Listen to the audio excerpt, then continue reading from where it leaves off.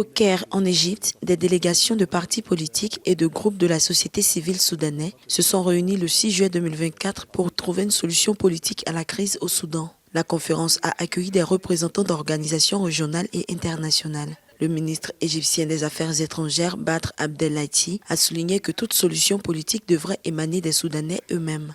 Il a insisté sur l'inclusion de toutes les parties soudanaises dans le processus de la recherche de la paix, en respectant la souveraineté et l'intégrité territoriale du pays. L'Égypte s'engage à mettre fin à la guerre au Soudan en collaboration avec les partis régionaux et internationaux, dont les Nations Unies et l'Union africaine.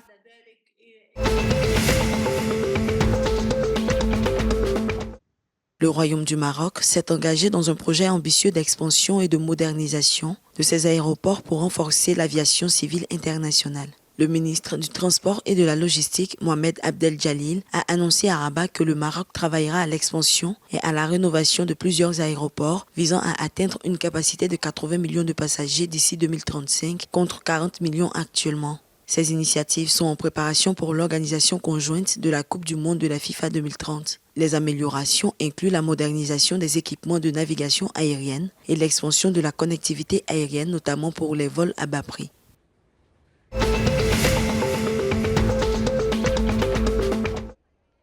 La Tunisie a récemment délivré 93 certificats d'origine, conformément à l'accord de la zone de libre-échange continentale africaine ZLECAf. Ces certificats permettent l'exportation des produits chimiques, agroalimentaires et de machines semi-automatiques vers plusieurs pays africains, notamment le Cameroun, le Ghana, la Tanzanie et l'île Maurice. Les produits chimiques exportés comprennent la résine, les engrais chimiques, la chaux vive et la chaux hydratée, ainsi que des produits agroalimentaires tels que le fromage et la moutarde.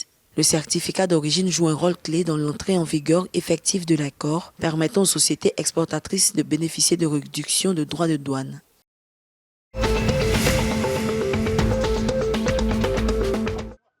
La Libye occupe la première place en termes de nombre d'immigrants se dirigeant vers l'Italie depuis le début de 2024 jusqu'au 5 juillet. Environ 14 755 immigrants illégaux ont atteint les côtes italiennes en provenance de la Libye au cours du premier semestre de l'année. Le nombre d'immigrants a diminué de 47% par rapport à la même période l'année dernière.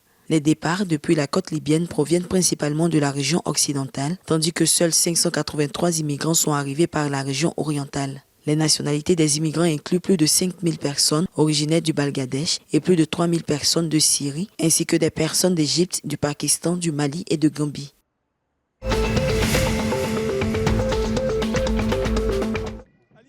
Le CR Belouizdad a remporté la 57e édition de la Coupe d'Algérie en s'imposant en finale contre le Mouloudia. Le score final était de 1-0 en faveur du CRB. L'unique but de ce derby a été marqué par Kedad à la fin de la première mi-temps.